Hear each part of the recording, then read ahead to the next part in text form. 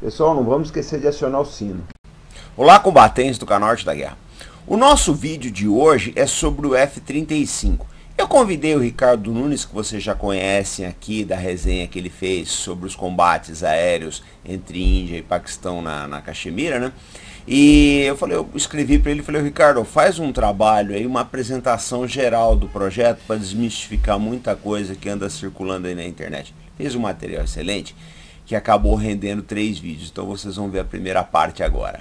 Tudo bom, pessoal? Sou Ricardo Nunes, sou editor técnico militar e hoje nós vamos fazer aqui uma apresentação, né? Vamos fazer uma análise bem detalhada sobre o programa F-35. O programa F-35 acho que todo mundo conhece bem, né? Vira e mexe se fala do F-35, bem ou mal, mas tem muito mito em cima do F-35, né? Muita desinformação, né? Geralmente o pessoal no F-35 é um caso de amor e ódio, né? Então aqui a gente vai tentar esclarecer todo esse programa, para o pessoal ter uma ideia realmente de fato do que foi o programa F-35, do que é o programa F-35. Né? Então para essa apresentação eu fiz aqui alguns slides aqui para me basear, para ficar uma análise bem fluida, objetiva, né? E uma sequência lógica, certo? Então aqui sem enrolar muito, vamos começar aqui para o vídeo não ficar muito grande, certo? Pessoal, o programa F-35, o início dele foi basicamente ali em 2001, né, quando a Lockheed Martin foi contratada para desenvolver o F-35, certo? O programa ele tinha alguns pilares, né? O pilar básico era o que era desenvolver uma aeronave de 5ª geração de ataque tático, certo? Com custo acessível, né? Ele deveria custar próximo de um caça de 4ª geração, né? E também deveria ser desenvolvida 3 aeronaves ao custo de 2, né? Aqui geralmente tem uma mística que o pessoal acha que deveria ser desenvolvida 3 aeronaves ao custo de 1. Não, o objetivo do programa sempre foi desenvolver 3 aeronaves ao custo de 2. E desenvolver um caça de ataque tático, observem bem, não era uma aeronave que deveria se dedicar à superioridade aérea, a combater outras aeronaves. Não, o objetivo principal era atingir alvos em solo, que é tão importante quanto a superioridade aérea, ou às vezes até mais importante. Apesar de que o pessoal, né, assiste muito filme aí de Top Gun e tem a mística de pensar que a superioridade aérea é que define o combate. Não, normalmente o que define o combate é o ataque tático. Por isso o F-35 era focado e é focado no ataque tático, certo? Então seria o que? Seriam basicamente 3 aeronaves que deveriam substituir o F-16, o FA-18 e o Harrier, certo? Deveria substituir aeronaves da Força Aérea, Marinha e Fuzileiros. Só que essas 3 aeronaves, na verdade eu gosto de dizer que esses três F-35, eles nem são a mesma aeronave de fato e nem são aeronaves completamente diferentes. Eles estão ali no meio termo, né? Se você pegar, por exemplo, o Rafale, o francês, ele tem a versão embarcada, né, Rafale M, e a versão da Força Aérea, que é o Rafale C. Eles são bastante próximos, né? Se você olhar visualmente, eles são bem próximos, né? A diferença é que o Rafale M ele tem um reforço estrutural maior para suportar o pouso em porta-aviões, que é um pouso forte, pesado, né? Só que no caso do F-35, eles são 3 aeronaves, né? 3 variantes, mas elas são bem mais diferentes do que seria, por exemplo, o Rafale C e o Rafale M. Ela é um meio termo, nem são aeronaves totalmente diferentes, mas também nem são a mesma aeronave de fato. Cada uma tem uma estrutura própria, né, para atender aqueles requisitos daquela força, certo? Por exemplo, o F-35A ele suporta até 9 Gs de manobra, o F-35C ele já suporta só 7,5 G de manobras, enquanto o F-35C também tem asas maiores, perfis de comando maiores. Então, cada uma das 3 variantes tem algumas particularidades, né, bem próprias de cada variante. Então, não são de fato a mesma aeronave exatamente. Eles são bem mais diferentes do que a maioria supõe, principalmente estruturalmente. Então, muitas vezes, vamos ter atenção quando se fala, por exemplo, o F-35 deu um problema tal. Observe qual foi a variante, porque algumas questões estão ligadas apenas a uma determinada variante do F-35. Né? Se antes a gente falaria, por exemplo, o F-16 deu problema, o FA-18 deu algum problema, algum desafio. Hoje, geralmente, o pessoal só fala o F-35 deu algum... Não, é importante você ter isso em mente, que são 3 aeronaves com características relativamente, né, diferentes, principalmente estruturalmente. Então é importante você diferenciar essas 3 variantes, porque hoje você fala sempre F-35, mas são 3 variantes com características muitas vezes bastante diferentes, certo, pessoal? Então, vamos diferenciar F-35A, B e Charlie. O F-35, como eu disse, ele deveria ser uma aeronave de 5ª geração relativamente simples, mas não foi isso que aconteceu no final das contas, certo, pessoal? Eu separei aqui algumas informações interessantes para vocês entenderem o que se tornou de fato o F-35, que antes deveria ser uma aeronave de 5ª geração barata, custo acessível, né, mais simples que o F-22 consideravelmente, mas não se tornou isso. Vamos ver aqui alguns aspectos interessantes aqui, né? Alguns pontos inéditos, algumas características inéditas no F-35, que ele inovou de fato, né? A gente tem o quê? A gente tem o display panorâmico, né? Que é um visor, uma tela enorme ali que substitui todas aquelas pequenas telas que geralmente tem em aeronaves. Ele vai ter uma tela única, certo? Outra inovação, o sistema de display no capacete, né? Ele apresenta informações diretamente na viseira. Ele é tão avançado que ele suprimiu o HUD, que é um vidrozinho transparente que fica ali em cima, né, no cockpit, que apresenta algumas informações de voo. Então esse HMD, esse display no capacete do F-35, ele suprimiu pela primeira vez em aeronaves modernas completamente o HUD ali, certo?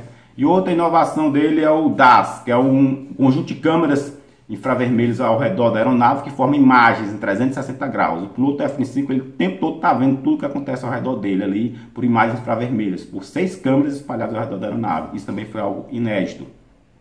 E outra característica inédita foi que é a primeira aeronave stealth a adotar despistadores rebocados. O que é isso? São pequenos dispositivos que ele tem um cabo conectando esse dispositivo. O F-35 ele desenrola esse cabo e joga o despistador lá para trás. E esse despistador ele vai atuar como um chamariz, né? Ele vai atuar como chamariz de mísseis, por exemplo. Ou também pode atuar como sistema de guerra eletrônica. Ele vai emitir alguns sinais de guerra eletrônica. Então foi a primeira vez que a aeronave stealth adotou esse tipo de sistema de guerra eletrônica. Então só aí a gente já vê que o F-35 já teve algumas inovações bastante interessantes, né? E alguns outros aspectos ele até superou o F-22, certo? Vamos ver aqui o EOTS, né? Que é o sistema óptico que ele tem ali, né, embaixo do radome. É um sistema que serve basicamente para formar imagens infravermelhas do alvo, designar bombas guiadas a laser, e isso está ausente no F-22, certo? O F-35 também acabou se tornando mais furtivo do que ele deveria ser. Ele é mais furtivo do que o F-22. Sim, muita gente vai se espantar com essa informação, mas a última informação que a gente tem é que declarações da própria USAF e da Lockheed é que o F-35 ele é mais furtivo do que o F-22. Então a gente já vê que o negócio está, antes era para ser aeronave simples, menos furtivo do que o F-22, mas com o desenrolar do desenvolvimento, a aeronave foi se tornando extremamente complexa e avançada, se tornando até mais furtivo do que o F-22, em algumas bandas, né, algumas frequências. Né? O material absorvente do F-35 também ele é mais resistente que o F-22, certo? O raio de ação do F-35, né, a distância que ele percorre com uma determinada carga é maior do que o F-22, apesar de ser uma aeronave menor, certo? O nível de fusão de sensores do F-35 também é inédito, é maior do que a fusão de sensores do F-22. O que é a fusão? É você pegar todos aqueles sensores, gerenciar ele automaticamente e apresentar para o piloto só aquilo que é relevante. E o F-22 e o F-35 tem um elevado nível de fusão, mas o nível de fusão de sensores no F-35 é superior até ao F-22, certo? Outro ponto. Isso aqui é bem interessante, né? Os casos geralmente eles têm alguns parâmetros de informações que servem para identificar outra aeronave, certo? O F-35 ele utiliza 650 parâmetros para identificar uma aeronave, enquanto isso o F-22 utiliza 1/3 desses parâmetros e um caça de 4ª geração utiliza 6. Vocês estão entendendo aí a coisa? Um caça de 4ª geração, 6 parâmetros, o F-22 em torno de 200 e o F-35 em torno de 600 parâmetros, né? Então, mais uma vez, o F-35 superou o F-22 em um quesito. E outro ponto também que o F-35 acabou superando e ajudando o F-22 foi no radar, né? O radar do F-35 ele tem o que a gente chama de pequenos módulos de transmissão e recepção, que é basicamente o núcleo do radar, podemos dizer assim. E ele cedeu para o F-22 esses módulos, porque o módulo do F-35 tornou-se mais avançado que os módulos originalmente adotados pelo radar do F-22. Então os últimos F-22 de produção, eles receberam esses módulos do F-35. Bom, gente, a nossa primeira indicação é esse livro ilustrado do F-35, tá? Em versão do Kindle, e você pode ler em qualquer dispositivo. Esse é mais abrangente, fala dos projetos do Skunk Works. O Skunk Works, para quem não sabe, é a divisão mais secreta da Lockheed, que projetou aeronaves que nem o U-2, tá? O SR-71, tá? O F-117, por aí vai. Vale a pena dar uma olhada. Com esse nós voltamos ao projeto, tá? Fala do design e do desenvolvimento do projeto internacional, de todos os operadores, tá? Cada um deu o seu pitaco aí. É interessante para vocês saberem como se chega na concepção final. Bom, gente, deixa eu colocar uma coisa que às vezes as pessoas me perguntam aqui. Nós não fazemos proselitismo de nada no canal da Guerra, nem de navio, nem de avião, o que quer que seja. E também não tem o patrocínio da Lockheed, não. Agora, por que nós apresentamos o F-35 de uma forma um pouco diferente de outros veículos na internet? Porque a ideia é exatamente esclarecer o assinante. A opinião é de vocês. Nós vamos apresentar os fatos, tá? E visto de uma maneira técnica, sem ideologia, sem paixões, sem preferências, tá ok? Então essa é a ideia geral, tá? Apresentar a aeronave e depois o leitor faz o julgamento dele. Agora, eu penso da seguinte forma, né, gente? Em dezembro do ano passado, o F-35 já tinha voado 155 mil horas de voo mundo afora. Quase acho que uma dezena de forças aéreas aí ou mais adotaram a aeronave. Então não é possível que todos esses brigadeiros e almirantes estejam errados e um ou outro palpiteiro da internet esteja certo, gente. Precisamos começar a pensar sobre isso daí. Então, hoje ainda sai a segunda parte do vídeo do Ricardo Nunes, tá?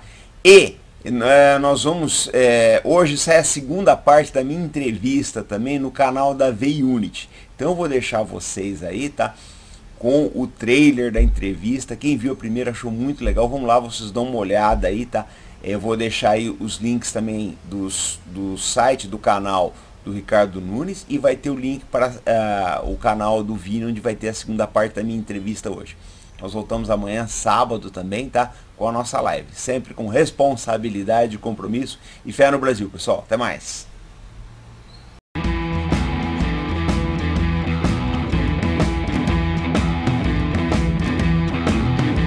E na tua passagem pelos fuzileiros navais, como é que foi isso para você? Foi realmente uma situação muito dura? Ô Vini, eu acho que se alguém disser que tira o curso especial de guerra anfíbia de letra, é um mentiroso.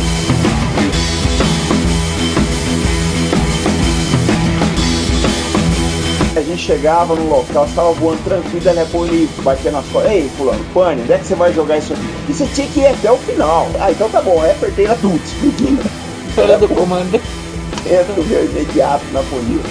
Já estão se comandando o batalhão. Ô, Robinson, por que vocês destruíram esse passagem?